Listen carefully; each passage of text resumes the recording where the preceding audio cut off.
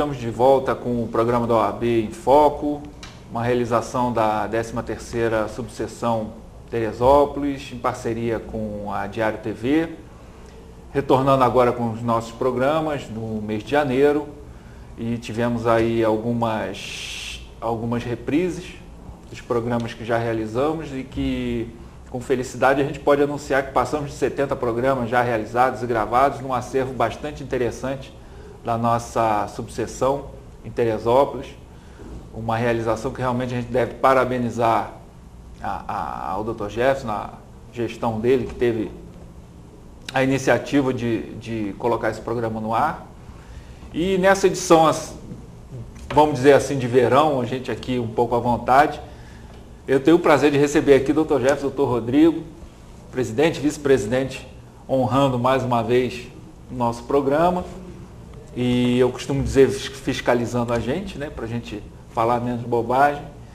E como a gente está em janeiro, não tem como, nesse janeiro de 2012, a gente deixar de falar que a gente está completando um ano daquela tragédia que se abateu sobre a cidade, e várias instituições, pessoas, e eu acredito que todos os moradores de Teresópolis se viram fazendo um balanço do que aconteceu desde então.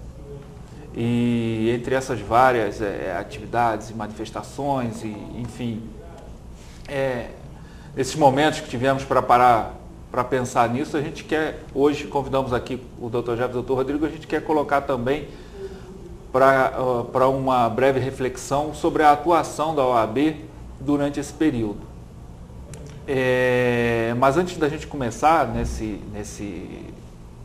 nessa questão específica da atuação da Ordem, eu tive a oportunidade ontem de participar de um evento, entre os tantos que foram feitos na cidade, promovido pela Associação das Vítimas na Praça de Santa Teresa, que propunha exatamente isso, uma reflexão sobre as causas da tragédia, as consequências da tragédia, e propunha que às 6 horas da tarde se fizesse um minuto de silêncio.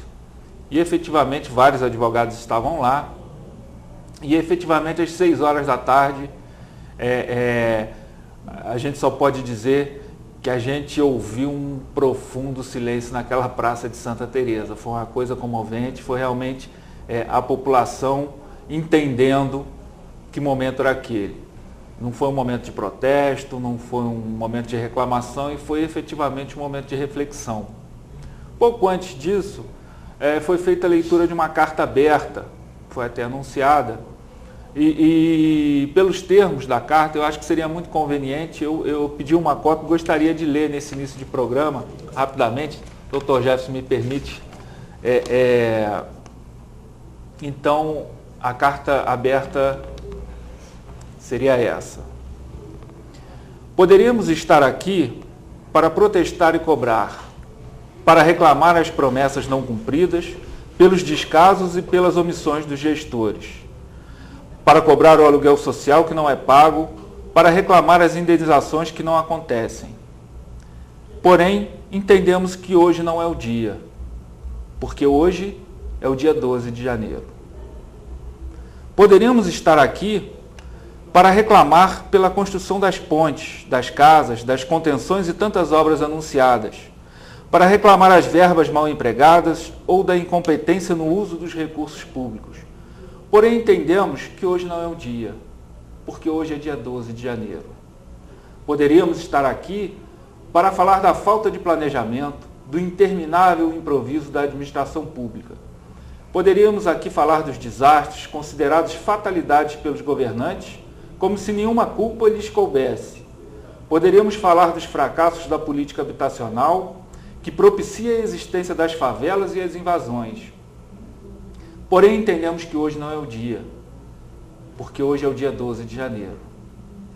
Não estamos aqui para continuarmos vítimas, não estamos aqui para falar dos problemas, não estamos aqui para alimentar as estatísticas, pois entendemos que hoje não é o dia, porque hoje é dia 12 de janeiro.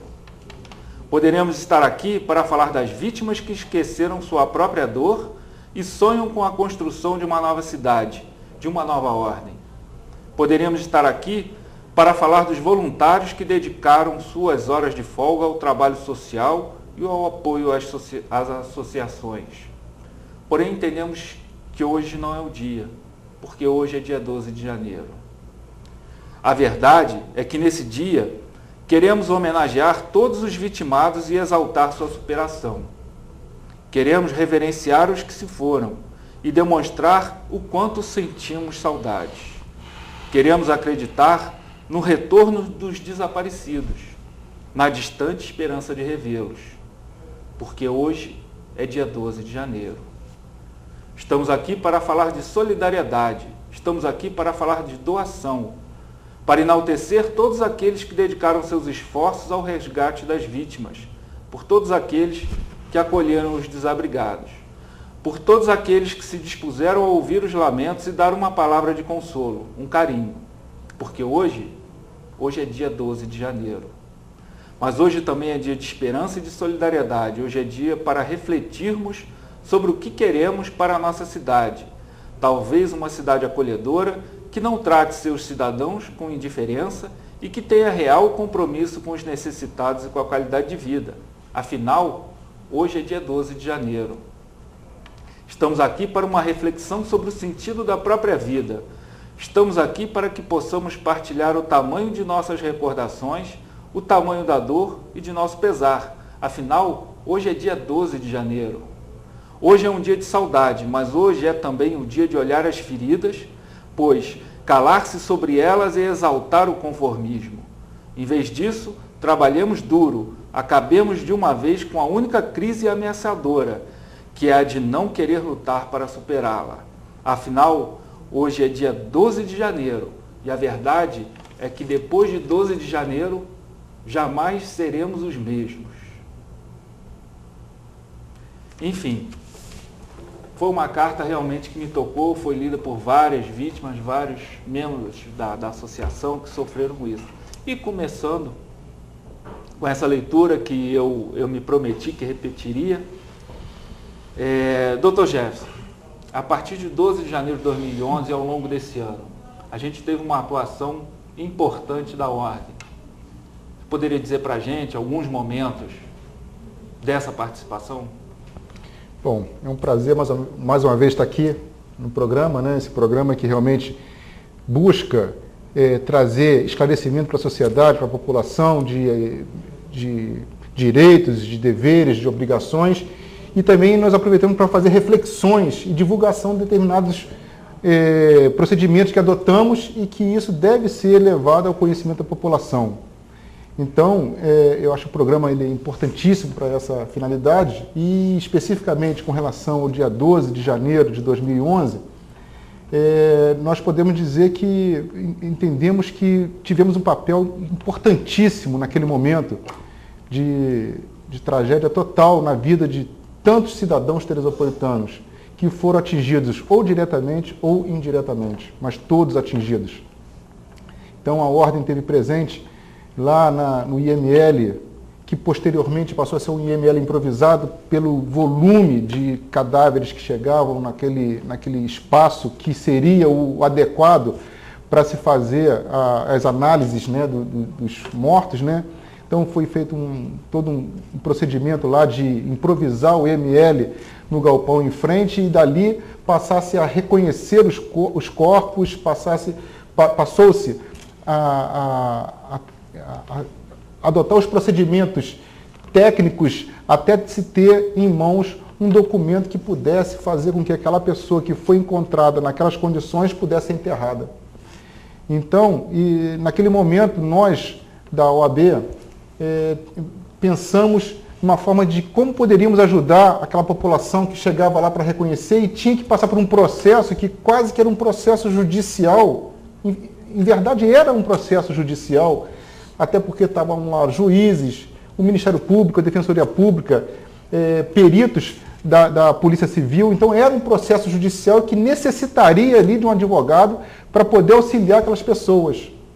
E, imediatamente, o que fizemos? Convocamos todos os advogados de Teresópolis a estarem presentes lá e auxiliar aquelas vítimas.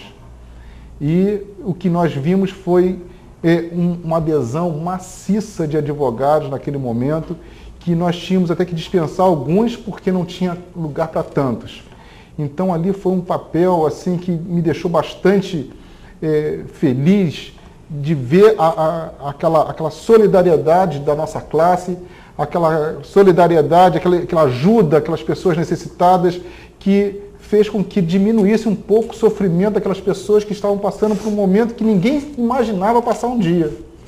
E ali nós conseguimos colaborar um pouco para poder reduzir o mal-estar, a angústia e o sofrimento daquelas pessoas. Então, naquele momento imediato, que se precisava ter pressa, porque os corpos, a cada momento que se passava, eles se decompunham, então passava-se a ter um ambiente mais insalubre ainda, um ambiente mais desagradável do que a gente já estava presenciando. Então havia pressa e o judiciário foi muito eficiente nesse momento. A gente tem que parabenizar enormemente o judiciário de Teresópolis, o doutor Zé Ricardo, que esteve à frente em nome do judiciário, mas todos os juízes da cidade, sem exceção, eles estiveram presentes lá naquele cenário e todos colaboraram, até juízes que não eram, que são de Teresópolis, de origem, mas que não estão lotados em Teresópolis, vieram para Teresópolis para poder auxiliar naquele momento ali de total tragédia na cidade. Então, o Ministério Público esteve presente, a Defensoria Pública esteve presente, os peritos legistas, os peritos do IML, todas aquelas pessoas que estavam lá, que tinham compromisso ali de fazer o reconhecimento ou a identificação dos corpos, estavam ali todos se desdobrando realmente para poder cumprir os seus deveres e obrigações, mas, sobretudo, com a intenção de diminuir o sofrimento daquelas pessoas que estavam ali, daquelas famílias que estavam ali em busca dos seus entes próximos que tinham desaparecido. Então, aquele momento ali foi um momento de muita união do judiciário, e a ordem estava presente naquele momento ali, e eu achei de extrema importância a nossa participação ali, porque auxiliou em muito o desfecho daquele contexto ali. E sem contar na nossa participação em todo o cenário, em termos de distribuição de mantimentos, de alimentos, de doações, de comparecimento nos abrigos. Então, em todos os lugares que eu tive a oportunidade de visitar e de acompanhar os trabalhos que vinham sendo realizados, eu vi advogados lá presentes, trabalhando, todos eles muitas vezes com o crachá de advogado, e lá trabalhando efetivamente para poder fazer com que minimizasse o sofrimento daquelas pessoas que perderam bens materiais, mas principalmente perderam familiares e estavam muito feridos internamente e precisando de um auxílio. Então, naquele momento ali, o que pudemos fazer, nós fizemos, e eu fico bastante feliz por ter podido fazer isso por tantas pessoas em nossa cidade. A gente que tem tido contato com muitas pessoas que infelizmente passaram por essa tragédia, uma das coisas que a gente escuta com relação a essa situação do IML é o destaque, não da eficiência dos advogados na participação, mas principalmente na sensibilidade, no bom acolhimento que fizeram as pessoas que chegavam lá, tratando a todos com a humanidade necessária naquele momento tão difícil. Então, os advogados não só participaram maciçamente, mas de uma maneira que a gente só pode elogiar, é o que a gente escuta até hoje, né? Então, eles estão de parabéns. A gente vai, no próximo bloco, eu vou só dar as boas-vindas aqui ao doutor Rodrigo, vou pedir que ele, no retorno, fale com a gente sobre a participação da Ordem ao longo desse ano também, na ação social e na questão da conturbada vida política da nossa cidade. Então a gente vai para um breve intervalo e a gente já volta com esses assuntos. Até já.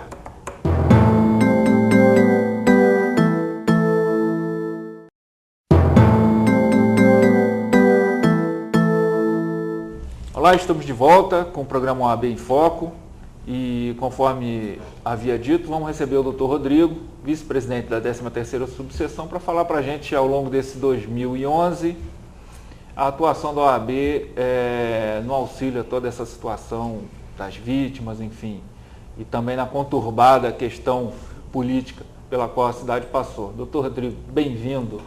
Obrigado, doutor Marco.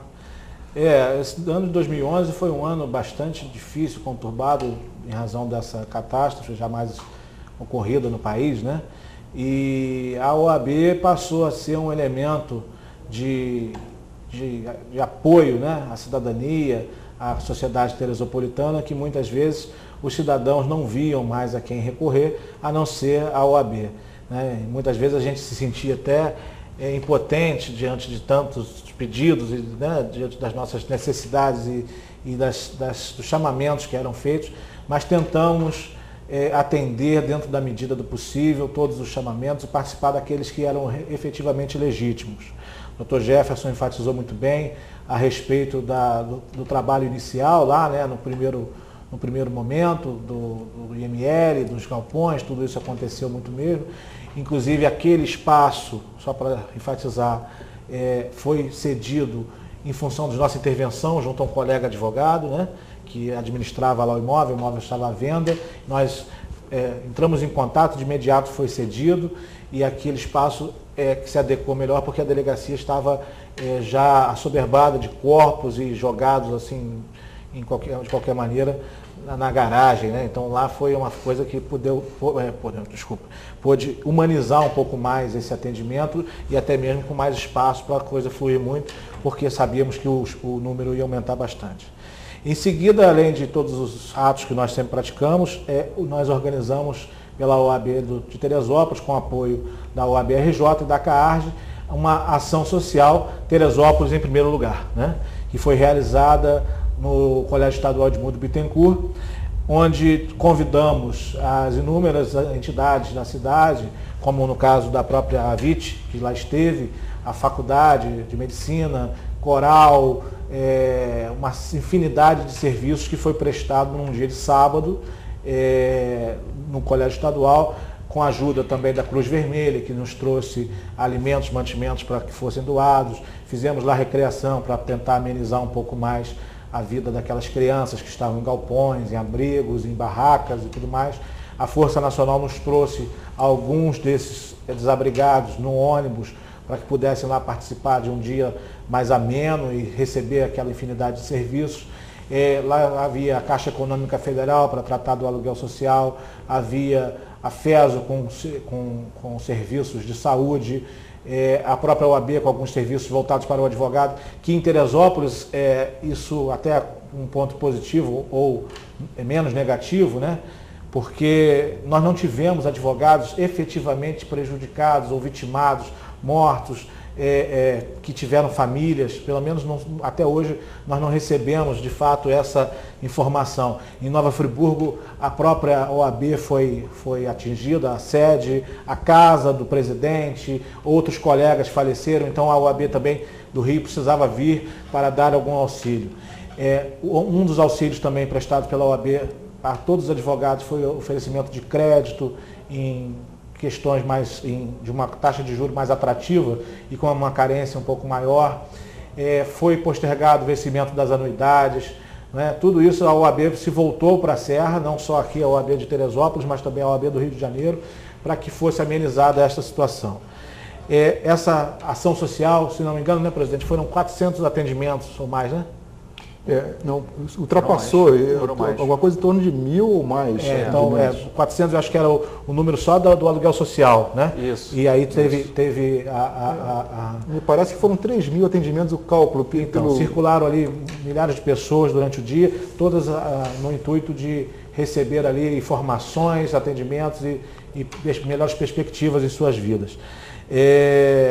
Em seguida, e aí até de forma meio que concomitante, né? A ordem que não pode e não deve ter participação política, mas também precisa defender a cidadania, o cumprimento das leis, né, a administração da justiça, passou a ter papel fundamental nessas questões até das manifestações inicialmente propostas pela sociedade civil e até por diferentes grupos e também pela sociedade civil, pela dita sociedade civil organizada. No primeiro momento, a primeira manifestação que ocorreu, me recordo que houve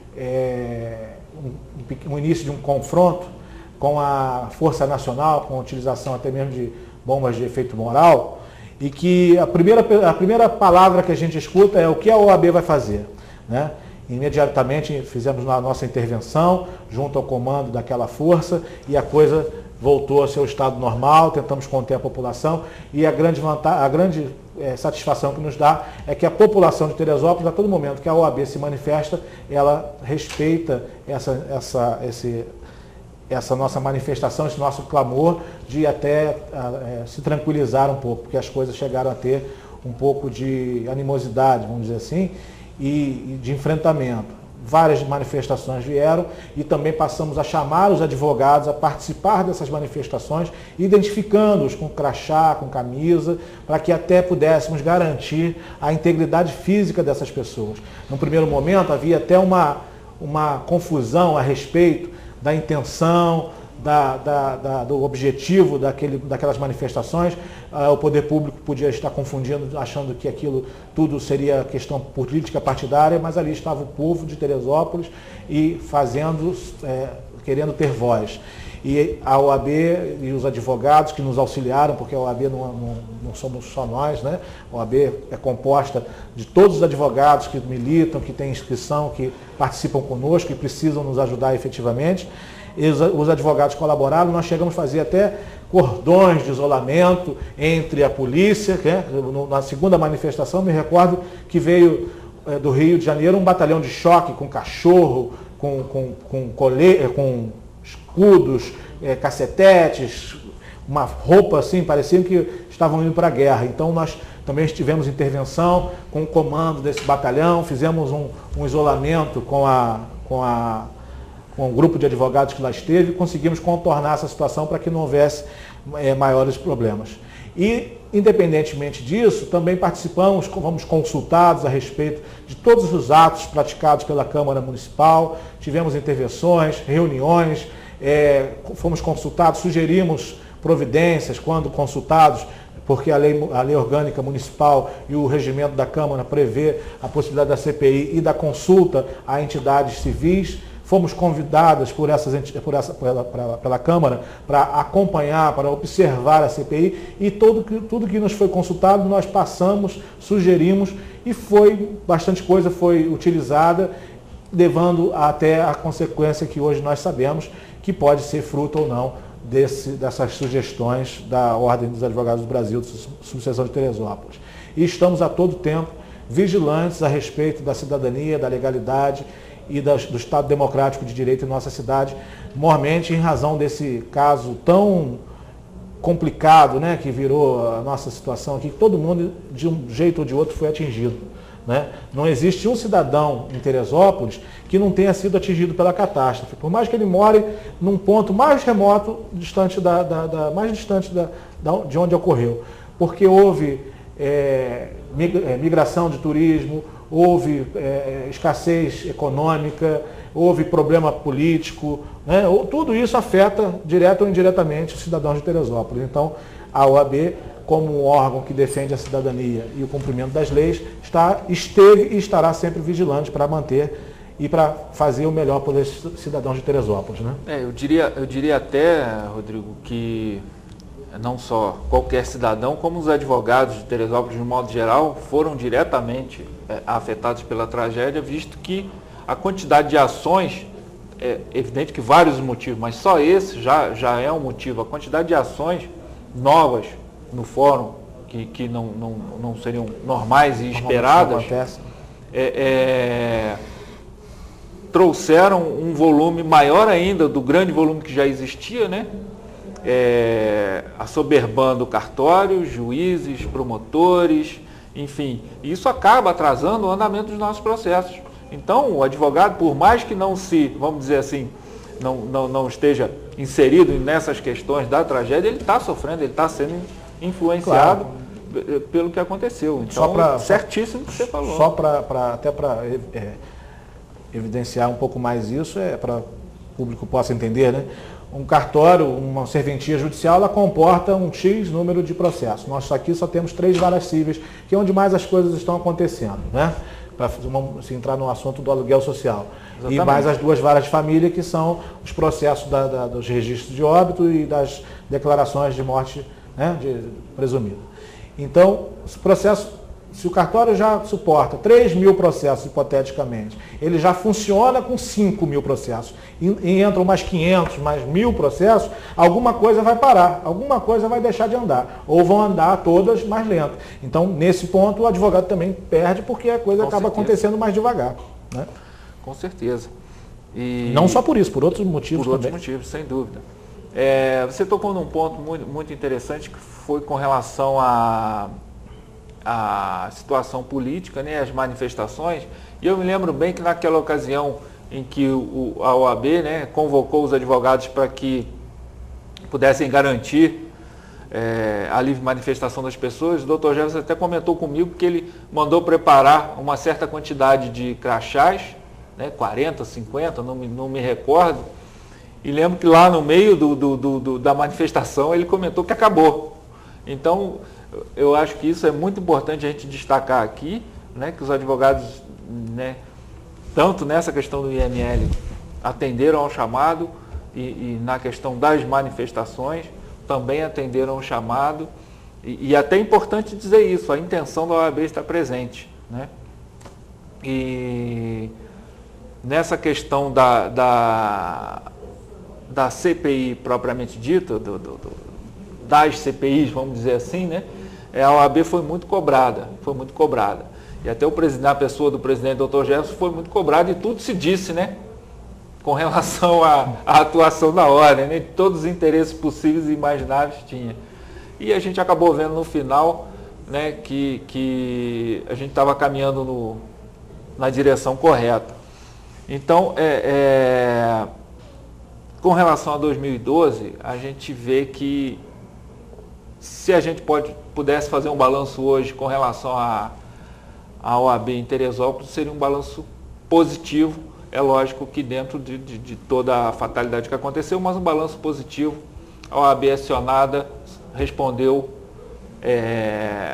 da maneira que deveria nas ocasiões e teve a iniciativa em tantas outras.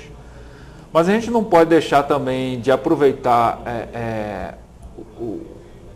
esse nosso retorno aos programas e ter aqui a presença do presidente para perguntar, e daqui para frente, o que a gente pode já adiantar com relação à atuação da OAB em 2012, como é que estão as perspectivas da atuação da Ordem enquanto instituição aqui na nossa cidade? Bom, a Ordem ela sempre esteve sempre presente em qualquer momento em que se faz necessário, né? Na questão social, na questão política, na questão institucional. A Ordem tem um papel dela institucional, obviamente, ela tem as obrigações dela enquanto instituição, enquanto entidade que fiscaliza a atuação dos advogados, enquanto entidade que defende os direitos dos advogados, seja perante uma serventia, seja perante um juiz, seja perante a sociedade. O advogado ele tem seus direitos e prerrogativas, e isso nós não abrimos mão. Então, quer dizer, eu vejo que a Ordem o tempo todo atuando, ou institucionalmente ou socialmente. E a Ordem não pode se limitar à sua instituição, tem que ultrapassar a instituição e chegar na sociedade. Então, nós vimos também um ganho muito grande na questão das prerrogativas aqui em Teresópolis, que nós temos a doutora Valéria, que compõe a comissão das prerrogativas, que ela vai estar presente aqui na sequência do programa.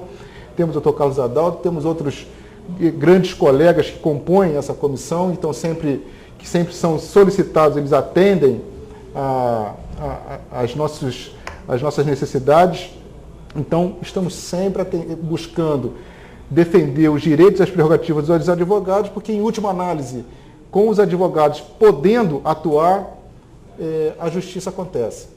Os advogados, eles são instrumentos da justiça. Eles estão lá, são essenciais à administração da justiça. E se o advogado ele estiver podado no seu direito de atuar, a justiça não acontece. Então é muito importante que nós estejamos sempre alertas a essa questão, porque é ponto primordial de nossa instituição a garantia das prerrogativas do advogado. Então, nós estaremos no ano de 2012, mais uma vez, vigilantes a todas as reclamações de violação desses direitos, das prerrogativas, para que a gente tenha a certeza de que teremos na cidade a justiça tão esperada quando um cliente procura um advogado e confia a ele uma causa. E nós estamos trabalhando também em várias frentes também, que nós sabemos que Teresópolis tem um fórum que não é o mais adequado para a nossa população. O número de habitantes hoje supera e muito aquele da década de 70, quando foi construído o fórum. Então nós temos 40 anos de fórum, a população cresceu, as necessidades cresceram na mesma proporção e o fórum é o mesmo. Então nós estamos trabalhando,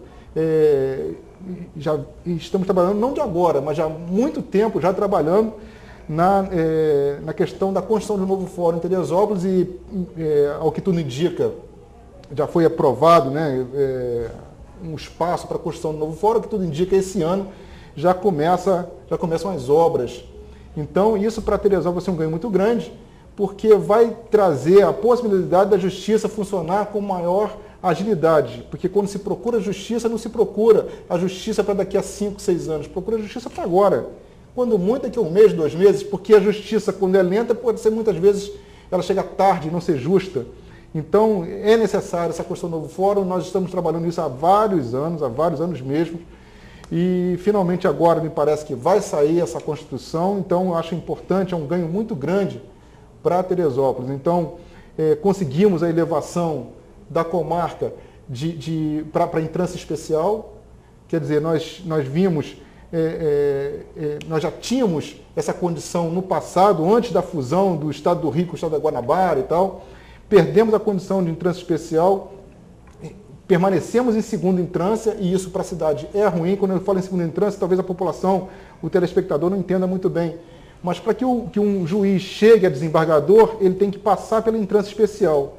Então hoje, em Teresópolis, no passado em Teresópolis, um juiz que quando ele estava evoluindo, para ele poder alcançar ao cargo de desembargador, ele teria que sair de Teresópolis, e Teresópolis teria que receber novos juízes, para que quando ele estivesse preparado para chegar a desembargador, passar pela entrância especial, e perdíamos, nesse caso, excelentes juízes. Então, quer dizer, hoje Teresópolis já é uma entrância especial, os mesmos direitos e as mesmas prerrogativas, a lei que funciona para quem advoga ou para quem tem a magistratura no Rio de Janeiro, que é uma capital, e outra cidade de grande porte, está valendo para Teresópolis também. Então, isso para Teresópolis foi um ganho enorme. Então, a reboque desse ganho que nós tivemos, nós temos que ter agora também novas instalações. E estamos trabalhando efetivamente aqui na questão da van, que nós estamos trabalhando já há vários anos. O doutor Rodrigo, ele insiste nisso, ele é uma pessoa que tem a nossa incumbência de trabalhar essa van, já pegou vários orçamentos e trabalha diretamente lá no Rio com pessoas que estão... Tem a mesma situação. São pessoas que têm a obrigação de analisar se há necessidade ou não. Então, o doutor Rodrigo está em contato com essas pessoas e com orçamentos, com tudo. Queremos trazer essa van, vamos tentar mais uma vez esse ano, porque a van ela é necessária pela distância entre os escritórios e o fórum e o juizado especial. Nós vimos principalmente as mulheres de salto, né, para fazer esse percurso, realmente muito incômodo, né? As pessoas que têm mais idade, as pessoas que têm alguma deficiência física. Mais pesado? O Rodrigo está falando do mais pesado, mas acho que o mais pesado eu não incluo, porque o mais pesado tem que andar um pouco mais mesmo, para poder perder um pouco. Então eu excluo o Rodrigo desse contexto, mas eu vejo que tem várias pessoas que têm essa dificuldade e hoje nós sabemos que a questão do estacionamento na cidade é muito complicado. Quando você consegue parar o carro, tirar o carro para ir lá e voltar, não consegue mais vaga. A audiência já acabou. Exatamente. Então, contribuindo com o trânsito também, né? Se 15 pessoas que pegaram o carro e foram para lá, vão ser 15 carros andando a mais. Assim. Exato. Então nós estamos trabalhando, isso ainda não é uma realização, mas é um trabalho incansável nosso para conseguirmos ter essa van para fazer essa circulação. Principalmente se houver realmente a mudança do fórum, isso seria essencial, né? Não mais necessário. Não mais necessário. Exato, passaria a ser essencial porque assim evitaria que os escritórios tivessem que se deslocar para aquele bairro. Continuariam os escritórios no centro da cidade, que já estão instalados, continuariam os clientes com a facilidade de estar no centro da cidade e procurar seus advogados e com a facilidade dos advogados se deslocar até o fórum de uma forma bastante confortável. Então, essa questão da van, ela é fundamental para a gente, nós estamos trabalhando, o doutor Rodrigo já pegou um novo orçamento, semana que vem estaremos novamente no Rio levando esses orçamentos para lá para a gente aprovar. Tivemos, no próprio Jornal da Ordem, já foi divulgado diversas comarcas e subseções que foram contempladas com a van e esperamos que Teresópolis também seja contemplado com essa van. Nesse ponto específico, presidente, nós já temos os orçamentos, mas nós não tínhamos um orçamento que ficasse dentro do preço que as outras subseções pagam. E agora parece que conseguimos, e nós já estamos com um compromisso de uma pessoa que é incumbida de autorizar, né, que é quem tem efetivamente o dinheiro para pagar a despesa, de que vai conseguir, né? Inclusive, até para ilustrar como isso acontece, né, tem aquele amigo que é diretor lá da CAARG,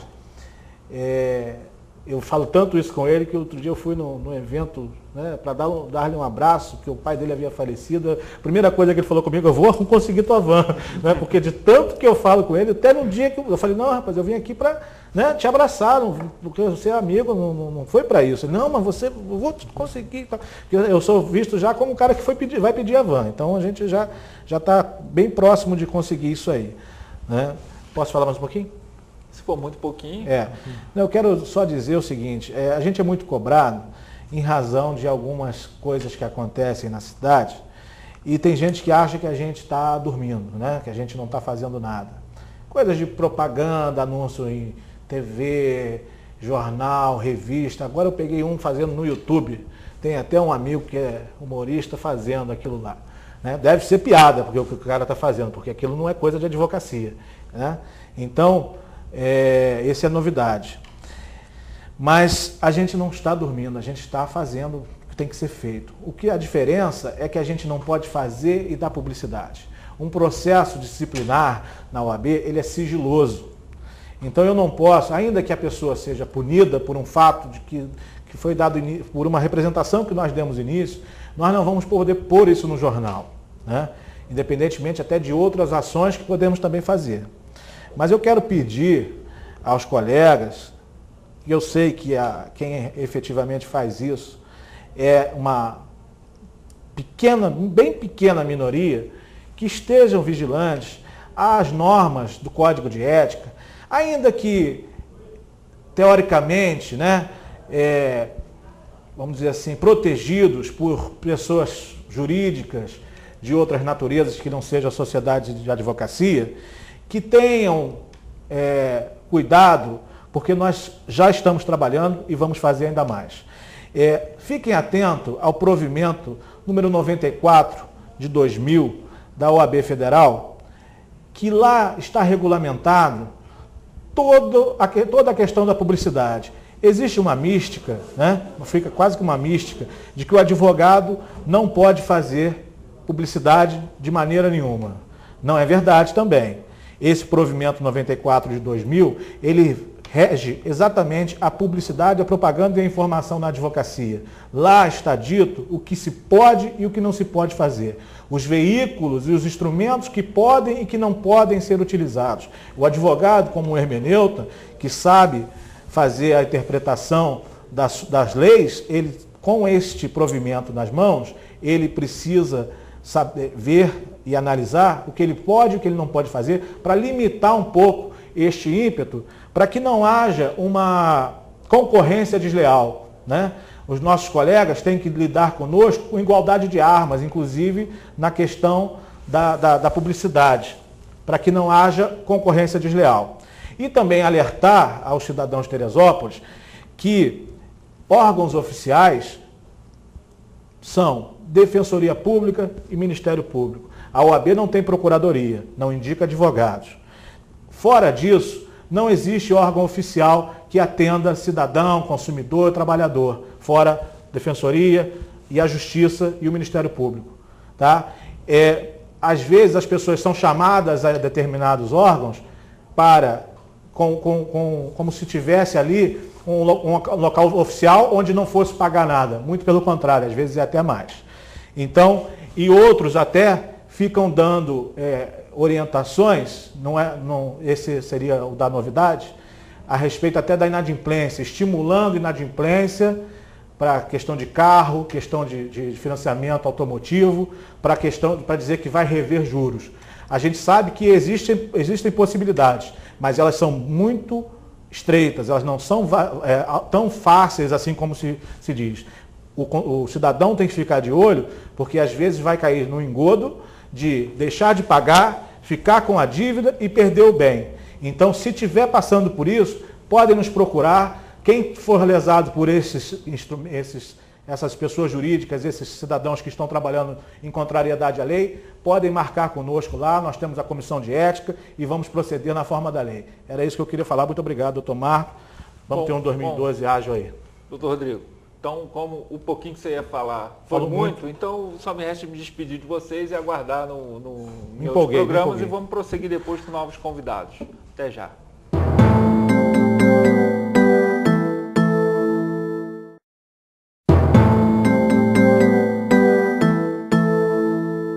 Bom, estamos de volta com o programa OAB em Foco e com novos convidados na nossa bancada.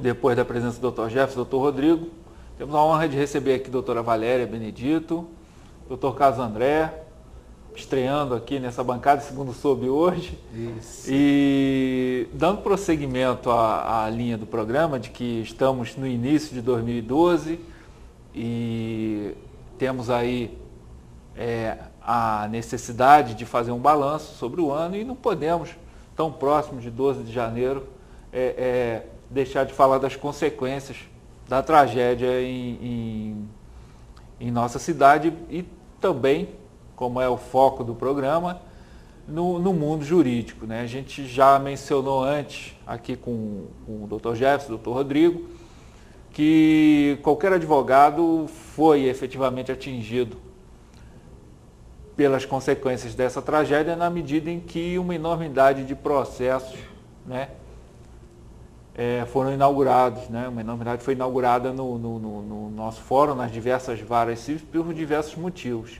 A gente trouxe aqui hoje o Dr. Carlos André e a doutora Valéria, porque efetivamente eles têm tido uma atuação direta em questões relacionadas às consequências dessa tragédia. O Dr. Carlos André tem prestado assistência a uma série de pessoas que têm problema em conseguir receber o aluguel social, né, a que fazem jus em função da interdição de seus imóveis, né?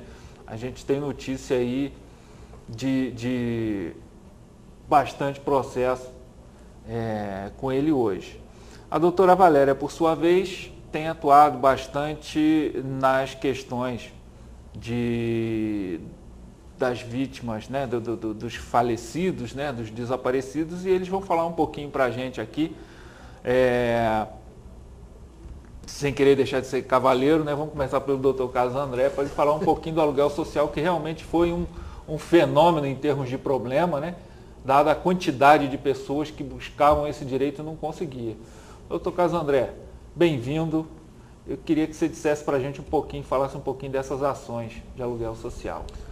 Primeiramente, venho agradecer o convite, né? E como todos sabem, houve a chuva, né? Que fez um ano no dia 12, né? Vitimou várias pessoas.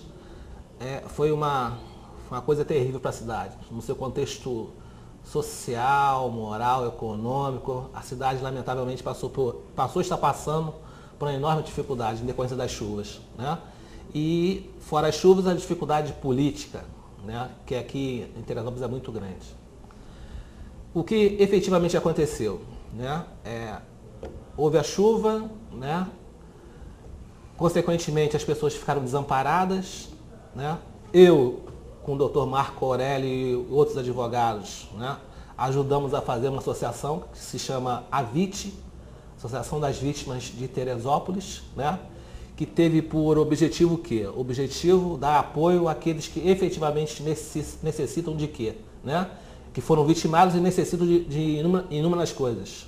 Né? Necessidade social, necessidade psicológica e centenas, milhares de pessoas ficaram sem seus imóveis. Imóveis, a água levou, houve interdição total, que essas casas serão demolidas. E, consequentemente, com a demolição ou a falta da casa, existe um direito condicional que além dele, um deles é o quê? A moradia, que o Estado tem que proporcionar no caso de chuva, né? Como aconteceu aqui. O que aconteceu? Choveu, né? Poder público, lamentavelmente, não fez nada, tentou fazer, né? Aí veio o município, né? Fazendo o cadastro das pessoas. Aí veio o Estado fazendo o cadastro, esse cadastro até hoje não virou um cadastro único e, consequentemente, essas pessoas ficaram sem ter aonde morar, sem ter dinheiro, sem ter nada. Voltando à associação que foi montada, né? Aí demos assessoria jurídica na formação da associação e, consequentemente, começamos a elaborar as ações para que as pessoas, ações que tenham por objetivo o quê? Obrigação de fazer do Estado e do município para que pague um valor que hoje está orçado em R$500, que esse valor tem por objetivo o aluguel social. Então, depois disso, das ações que hoje em dia estão ações pela AVIT, associação, porque aonde as pessoas passaram a ter voz. Porque até então estava todo mundo perdido, ninguém tinha voz, não tinha nada. A associação foi montada nesse sentido. Dar voz ao povo que foi vitimado. Não é isso? É isso. Efetivamente isso. A gente tem o lema da Associação das Vítimas é dar voz a quem não tem voz. E temos cerca de 500 e poucas ações que estão em curso. Várias delas já foram, a grande parte dessas ações já tem um deferimento do juiz, né, que representa o Poder Judiciário, a fim de que essas pessoas possam ter direito a receber o aluguel social, que hoje o valor é de R$500. Através da AVIT a gente tem a notícia do encaminhamento de mais de 500 ações, com certeza, e que delas a antecipação de tutela foi em mais de 400. Perfeito. Né? E as pessoas hoje, mais de 400 pessoas, efetivamente estão recebendo o aluguel social por força dessa ação. Ou seja, se não houvesse o ajustamento da ação, não estariam recebendo, né? O que o doutor Carlos André falou é uma verdade. Uma dificuldade é a unificação dos cadastros, que a gente teve concedido pelo Estado 2.500 aluguéis sociais, em princípio, e depois o município, em contrapartida, prometeu pagar 1.000 e hoje paga em torno de 670, a grande maioria, mais de 500, ou quase todos, né? Porque a Defensoria tem cerca de 100 ações hoje, então somadas as 500 encaminhadas pela AVIT, daria essas 600, por força de ordem judicial. Não estaria pagando, não é isso? Aí você vê. Lamentavelmente, o poder público, mais uma vez, né, não estava preparado. A chuva foi grande, foi uma chuva enorme, mas o poder público não estava preparado para nada. Aí as pessoas tiveram que se associar a fim de que pudessem ter que preservar o seu direito. E a AVIT, né, e a Associação das Vítimas, né, que nos chamou de forma, né, graciosa, nós estamos dando o apoio jurídico necessário. Lógico, temos as nossas limitações, né, nossas dificuldades, mas todas as pessoas que nos procuraram e que estão procurando a AVIT, né, vão ter o respaldo jurídico necessário a fim de que seu direito seja preservado. É verdade. Inclusive fica aqui o convite, né, para os advogados, como o Carlos André falou no início, na criação dessa associação, foram cinco advogados que subscreveram o edital de convocação para a fundação e eleição da diretoria formada pelas próprias vítimas. Então fica aí o convite para os colegas que tenham assim, o interesse de ajudar para comparecer lá, porque o pessoal precisa bastante, né, Carlos André? Existe, já foi falado, né, cerca de 500 ações em trâmite, né, que tem todo o procedimento, né, de fase de conhecimento, a nível de agravo de recurso. Audiências já designadas, então precisamos de gente para poder nos ajudar, de forma que a gente possa, né, nós advogados, junto com a OAB, possamos o quê? Ajudar aqueles que têm necessidade, haja vista que o poder público foi inerte. Bom, então com relação ao aluguel social, é conforme a gente tem a notícia aí pelas ruas, a demanda era enorme, e até acompanhando as reuniões que a associação promoveu em diversas localidades da cidade, e pedia que as pessoas colocassem quais seriam os 10 maiores problemas daquela comunidade. Na época, o aluguel social figurava em primeiro lugar em todas as localidades, em todas as reuniões. Daí a efetivação dessas ações. Hoje em dia, revendo essas reuniões e refazendo essa listagem, a gente tem notícia de que o aluguel social não está mais em primeiro lugar, o que significa que essas ações tiveram uma efetividade, um resultado positivo. Sem dúvida. Responderam à expectativa dessa população amargurada, né? Sem dúvida. E hoje a gente tem em primeiro lugar a questão das indenizações das casas, né? Vistoria, enfim, o início da construção, que é uma outra coisa que a gente está começando a atuar. É o plano que vai ser, né? Que vai ser fiscalizado pela VIT e os advogados que estarem na VIT. Exatamente. E a gente agora vai dando as boas-vindas à doutora Valéria e já colocando ela para trabalhar. A partir dessa listagem, a gente também tem a notícia de um outro problema muito sério com relação aos desaparecidos na tragédia. As pessoas que perderam seus entes queridos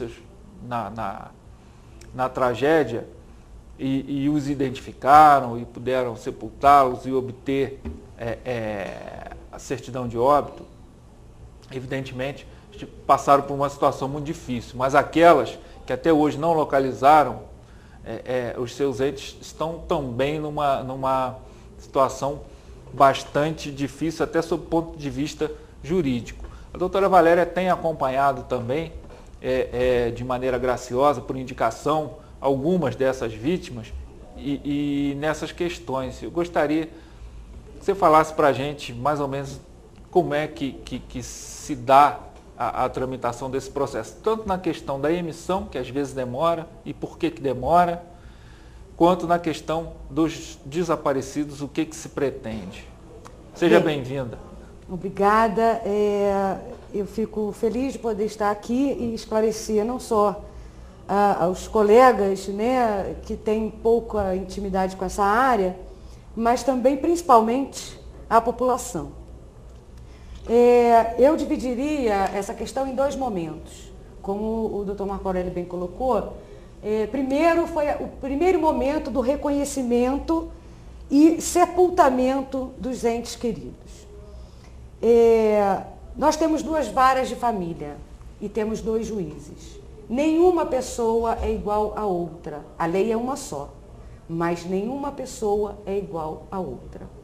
Um procedimento numa determinada vara, ele tramita mais rapidamente. Numa outra vara, ele tramita mais lentamente. Isso significa que tem a ver com a lei, tem a ver com o problema? Não, não tem a ver. Tem a ver com a forma como esse serviço ele é prestado, né? Mas não cabe agora a gente ficar dizendo que aquele que demorou mais, aquele que demorou menos, porque não vai resolver o problema da pessoa. Então, o processo daqueles que foram reconhecidos, ele tende a ser mais célere, porque a pessoa foi reconhecida. Mas, muitas vezes, não se tinha nenhum documento daquela pessoa, ou era uma criança que não tinha identificação papiloscópica lá no Detran, e isso dificulta um pouco. Também influencia no trâmite do processo, porque tem que haver ofícios a determinados órgãos de reconhecimento, ou até a registros civis. Tinha pessoas que moravam aqui, mas não nasceram aqui, não foram registradas aqui, então demanda ofício para outras comarcas, e por aí vai.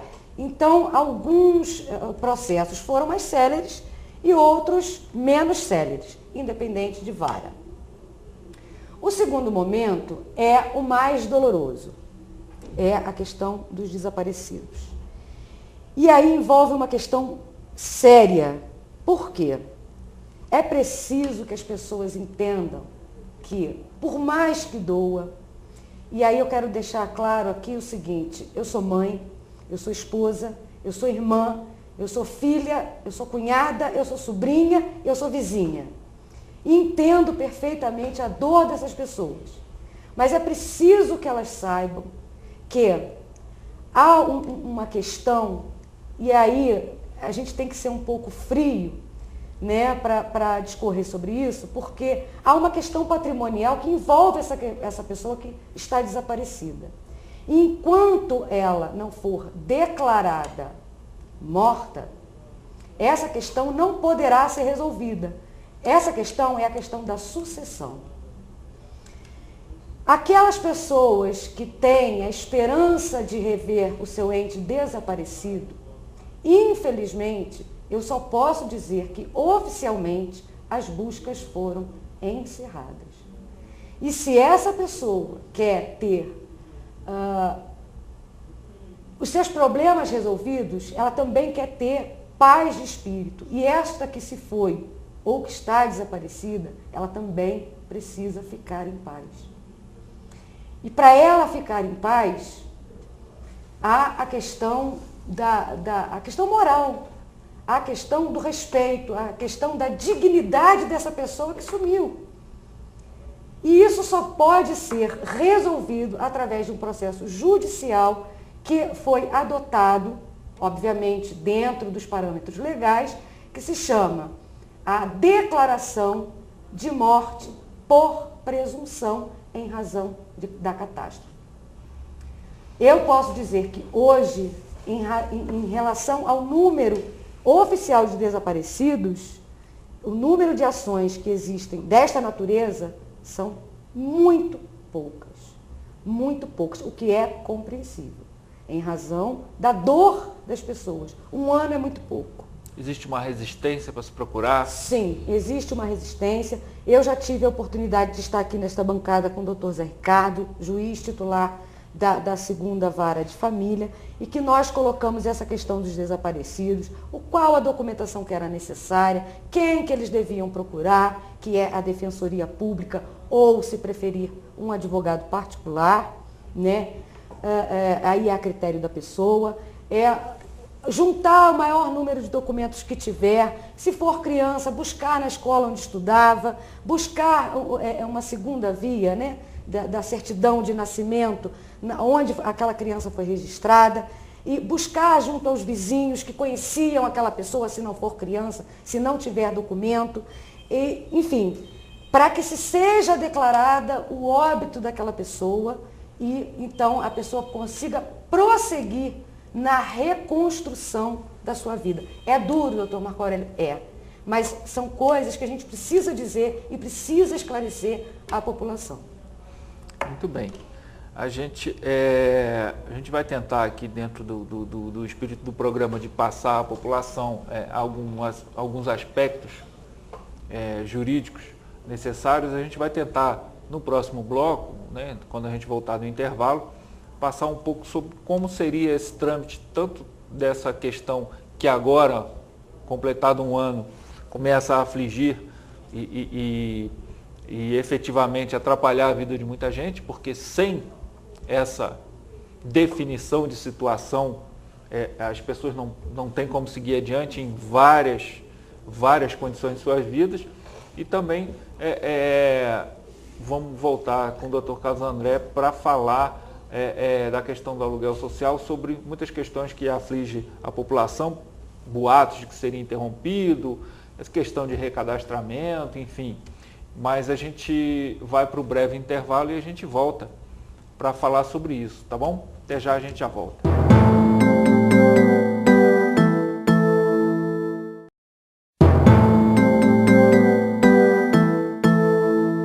Bom, estamos de volta aqui com o Dr. Carlos André, a doutora Valéria Benedito, falando um pouquinho sobre essas questões que surgiram com a tragédia do dia 12 de janeiro. Voltando ao Dr. Carlos André na questão do aluguel social, atualmente, embora, conforme a gente falou, a grande maioria das pessoas já foi contemplada, já está recebendo aluguel social, boa parte delas por força de medidas judiciais.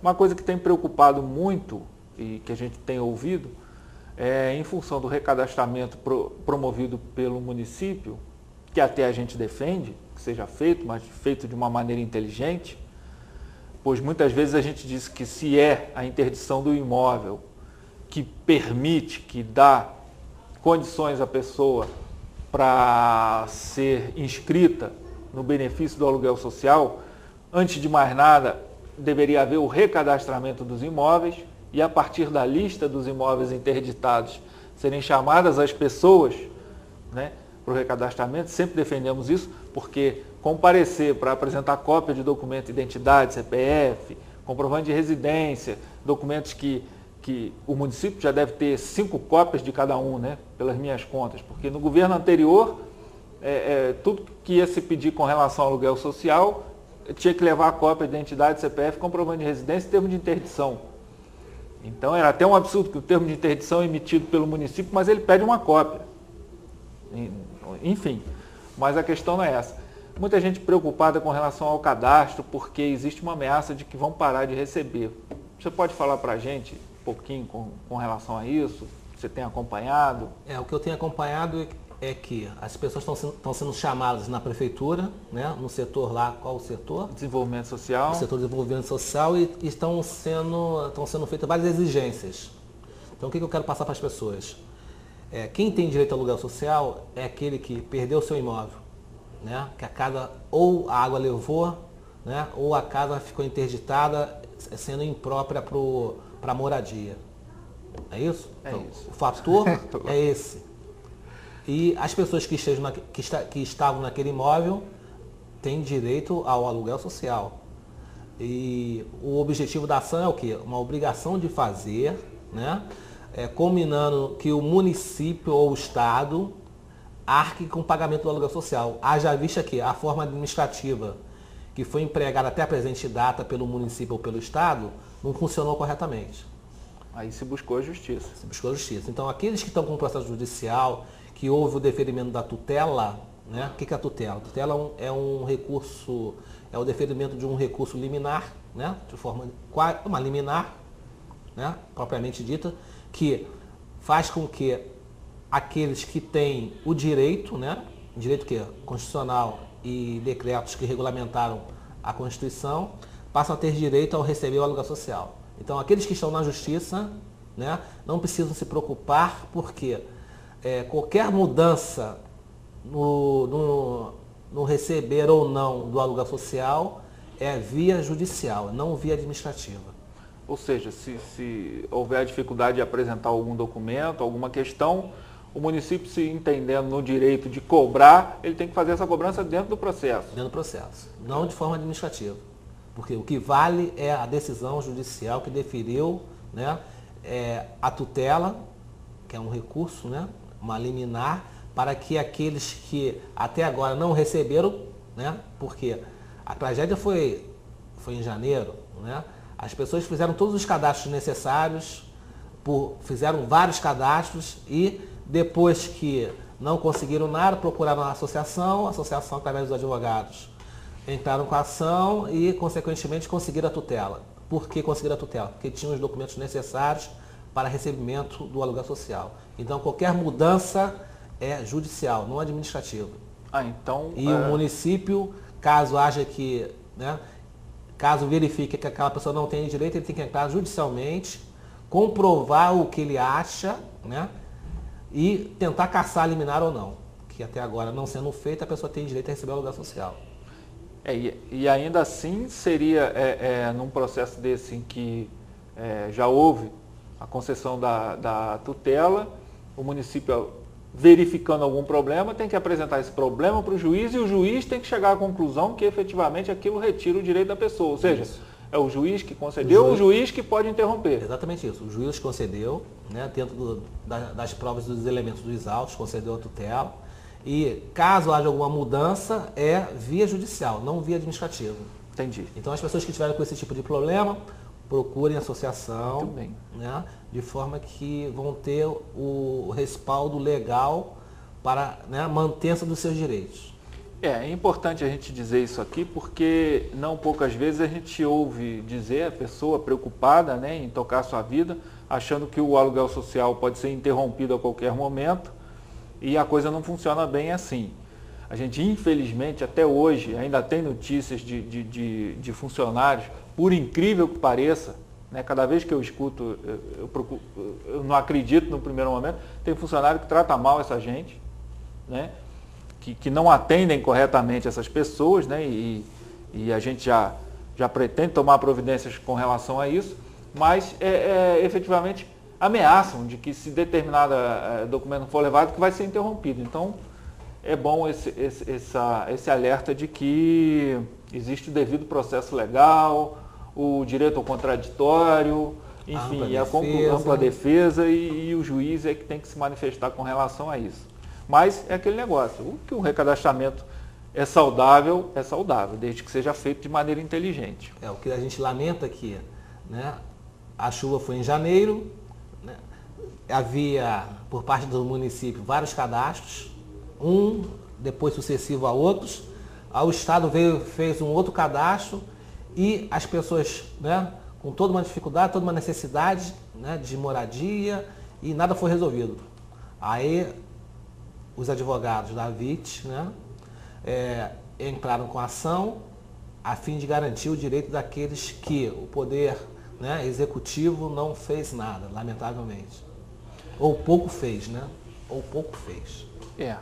Muito bem. A gente tem notícia que no governo anterior, com relação a cadastro de aluguel social, a gente teve uma outra catástrofe na Secretaria de Desenvolvimento Social.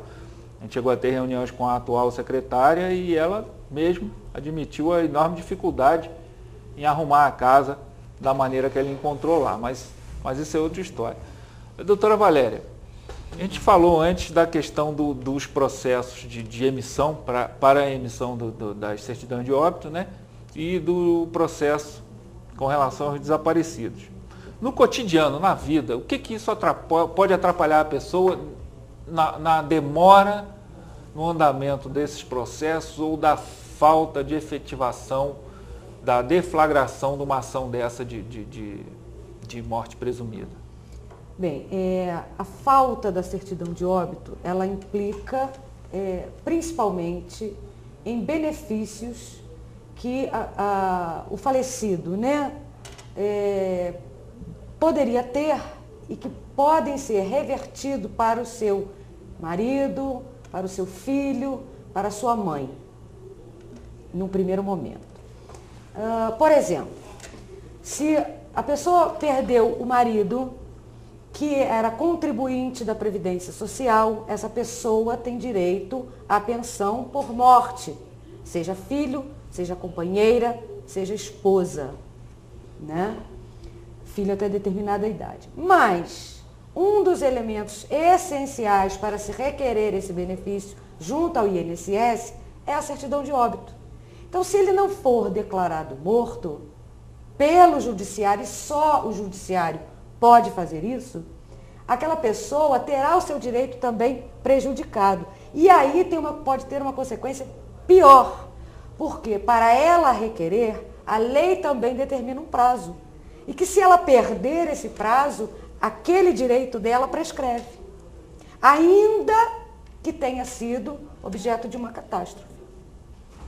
Por quê? Porque as leis, o sistema, né, legal brasileiro, ele oferece mecanismos para a solução de talvez 99% dos problemas. Né?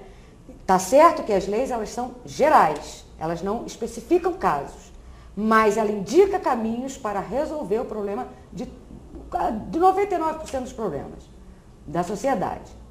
Então, se a pessoa fica inerte e não requer a declaração de óbito ou reconheceu o familiar, sepultou o familiar, mas não deu entrada na declaração de morte, né, para o registro tardio do óbito, porque são ações diferentes. A pessoa que foi reconhecida e sepultada, a ação é registro tardio de óbito. A pessoa que desapareceu e que tem que ser declarada morta é uma ação de declaração de morte por presunção. Mas para obter o mesmo documento, que é a certidão de óbito, que vai resolver o problema daquela pessoa de cunho patrimonial principalmente. Deixa eu perguntar uma coisa. Existe em tramitação muitas ações ainda para ter notícia, para emissão da certidão de óbito daquelas pessoas que Dos foram... reconhecidos? Dos reconhecidos? Não, tem poucas. Tem poucas? Então, Tem efetivamente... Veja, tem poucas em trâmite, são aquelas, principalmente por causa de documento, e mais especificamente de pessoas que não residiam aqui, então depende de ofícios para outras comarcas, tá? Mas tem um número grande de reconhecidos e sepultados que não procuraram o judiciário para ter a certidão de óbito. Os parentes, Os parentes, evidentemente. Tá? Desses reconhecidos e sepultados. Agora, ações de morte por presunção, declaração de morte por presunção, são muito poucas. Isso preocupa, porque os dados que a gente tem, que são divergentes, né? De que seriam, segundo divulgado pelo Ministério Público, 188 desaparecidos, e segundo a CPI da Alerj, que investigou a questão da tragédia, seriam 240 e poucos. Então há uma divergência grande aí de quase 60 pessoas entre uma e outra listagem. Uma das coisas até que se pretende incentivar é a elaboração de um cadastro idôneo para que cheguemos pelo menos próximo do número de desaparecidos. Então, se existem tão poucas ações assim, realmente é situação preocupante, porque é indefinição com relação a mais de 200 pessoas ou em torno de 200 pessoas. Que poderiam estar recebendo algum benefício em razão, infelizmente, do óbito de algum parente seu ou de algum mantenedor, pai ou mãe, e que não está recebendo em razão de uma burocracia necessária, evidentemente, né?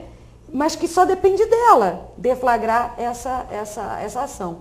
E aí, doutor Marco Aurélio, se o doutor me permite, aproveitando, né, a presença aqui de um representante da AVIT, que é uma entidade legítima para isso, eu gostaria, na condição... Diria até dois. Na condição de cidadã, não na condição de advogado, mas na condição de cidadão, que pedisse a essas pessoas, eu tenho notícia de que está sendo formada uma comissão, né, de pessoas desaparecidas e mortas, enfim, através dessa comissão, pedisse a essas vítimas, as pessoas que têm parentes desaparecidos, que não deixe passar muito tempo mais. O tempo vai se esgotar e elas podem perder direitos importantes, né? Em razão de uma inércia que a gente entende que a resistência natural. A resistência natural, é uma dor muito grande, ressuscitar tudo aquilo novamente. Mas, infelizmente, é necessário. Eu diria até que, não sei se estarei sendo leviano com relação a isso, mas que se deflagre o processo, se a pessoa aparecer, que bom que apareceu. Sem dúvida nenhuma. Tudo se resolve, né? Tudo se resolve. A lei tem solução para isso. A gente vai andar para trás no que for preciso, né? Sem dúvida Mas nenhuma. Depois é aquele negócio. Se não aparecer, aí não tem como. Não, né? não tem como se restituir uma série de direitos. O judiciário não tem o poder de adivinhar aquele que está desaparecido e ele mesmo deflagrar. O judiciário ele precisa ser provocado. Muito bem. E é importante também, nem que seja em função da existência de um direito pecuniário, o que quer que seja, que se defina a situação dessa pessoa para a gente ter os números efetivamente, para a gente saber, né, com relação à nossa sociedade... que efetivamente aconteceu. Exatamente, né? O tamanho dessa tragédia. Porque essa polêmica de número, a polêmica estatística, ela acontece desde o dia da tragédia. Quantos morreram? Houve um despreparo total. Quantos morreram de verdade? ainda tem essa interrogação em meio à população? Quantos desapareceram de verdade? E muitos outros que a gente ouve dizer, e já ouvia dizer naquela época, que foram levados para hospitais em outras localidades e que o poder público jamais deu qualquer informação quanto a essas pessoas. Seria uma outra questão a ser pensada e talvez resolvida. Porque assim como pode ser somente um comentário, um boato, pode ser uma coisa verdadeira. E ter alguém realmente vivo em algum lugar e que não sabe nem se tem parente. Né? Importante seria, então, que essas pessoas agissem no sentido de definir a situação para que a gente possa alcançar o mais rápido possível, porque todos nós sabemos, nós advogados sabemos, tudo no judiciário tem prazo. Tem prazo. E por falar em prazo, né, eu costumo dizer aqui no programa que o advogado é escravo do prazo. E aqui na televisão nós somos escravos do tempo. Né? E o tempo aqui passa muito depressa. Então a gente, eu sinto que a gente tem que voltar aqui a esses assuntos, que são assuntos que estão no nosso cotidiano em Teresópolis. Às vezes a gente ouve críticas no sentido de que não se aguenta mais falar em tragédia. Mas, gente, é uma realidade. Não adianta a gente não falar mais se no nosso dia a dia as coisas estão acontecendo, os problemas não estão sendo resolvidos. Então eu queria agradecer a presença aqui do Dr. Carlos André, da doutora Valéria, nessa bancada patriótica verde e amarela, né, iniciando esse nosso programa no ano de 2012. Doutora Valéria, muito obrigado. Doutor Carlos André, estaremos de volta aqui com certeza. Tá bom. E esse foi mais um programa OAB em Foco e retornaremos e até logo.